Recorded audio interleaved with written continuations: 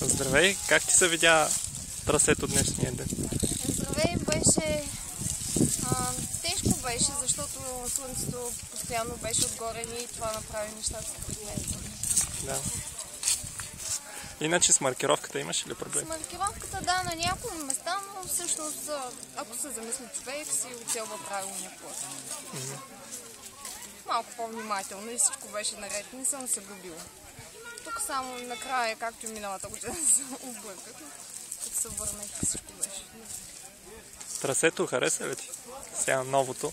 Ти си идвала и минали години? И минали години съм идвала. Честно казвам, може малко по-разнообразно да е. Пясъци, равни пътища, но като за маратон е добре. Може би за обиколки вие си правите интересни, но за маратон е добре. Добре.